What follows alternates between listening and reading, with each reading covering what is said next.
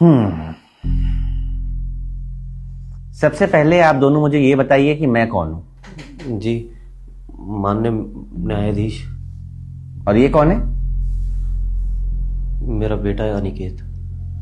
अब आप बताइए कि ये कौन है। जी पिताजी। यानी कि आप दोनों की मानसिक स्थिति बिल्कुल ठीक है। आप दोनों एक दूसरे को बाप बेटा मानकर पहचान रहे हैं। फिर ये क्या है? जी पहले इन्होंने मेरे ऊपर केस किया था, इसलिए जवाब में मुझे भी करना पड़ा।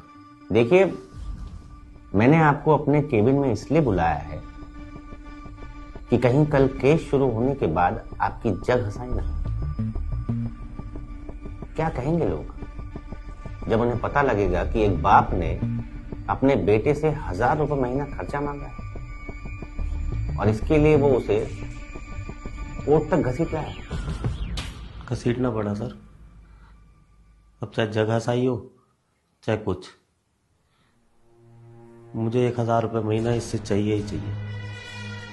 और वो भी एक किश्त में नहीं, 500 रुपये करके हर 15 दिन में। देखा सर आपने, बात 1000 रुपए की नहीं है, बात है इनकी जिद की। पता नहीं क्यों ये मेरी और मेरी पत्नी की खुशियों के पीछे पड़े हुए हैं। 5 साल हो गए हम अलग हुए, फिर भी ये पीछा नहीं छोड़ रहे हमारा। अच्छा, इसका मतलब है कि ये तुम्हारे साथ नहीं रहते, अलग रहते? जी सर, मैं अपने पुराने फ्लैट में अकेला रहता हूँ और कुछ समय पहले इसने अपना घर बनाया था, तो अपना परिवार लेके ये वहां शिफ्ट हो गया। और 1000 रुपए से आपका घर खर्च चल जाएगा? जी, 22,000 रुपये मेरी पेंशन भी आती है। जब आपकी पेंशन आती है तो फिर घर खर्च क्यों मांग रहे हैं? वही तो सर, इन्हें मौका चाहिए हमें परेशान करने के लिए, और सिर्फ 1000 रुपए के लिए इन्होंने केस कर दिया। वरना क्या कमी है इनके पास?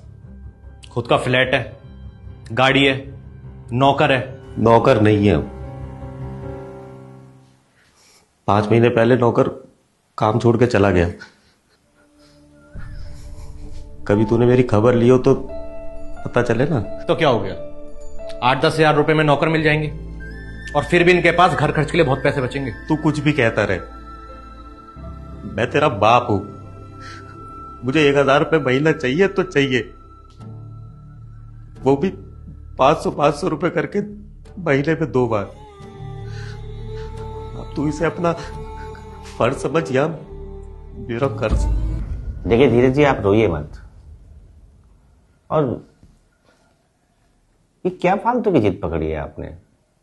इवन मेरी भी कुछ समझ में नहीं आ रहा है। जिद नहीं है सर,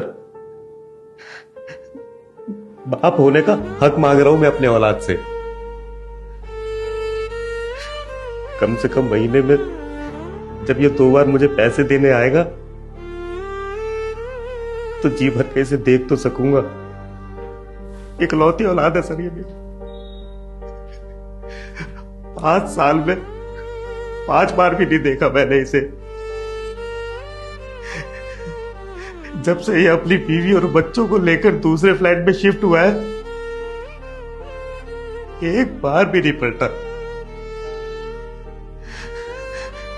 शायद ही भूल गया कि इसका एक बूढ़ा बाप भी जिंदा है।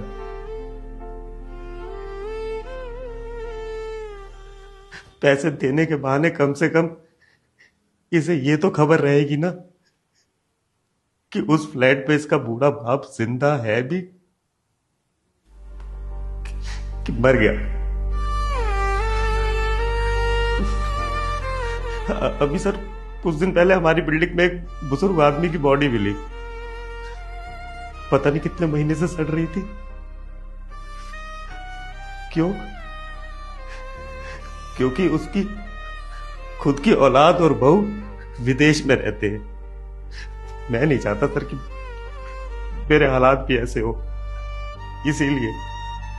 इसीलिए 1000 रुपये महीना मुझे अपने औलाद से चाहिए ही चाहिए।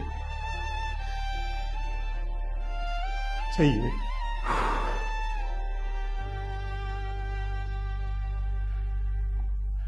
अब शर्म से आंखें क्यों नीची कर ली?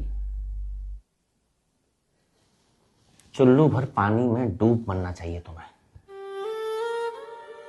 जिस बाप ने तुम्हें पैदा किया, पाला पोसा, पढ़ा लिखा कर इतना काबिल बनाया कि तुम अपना घर खरीद सको,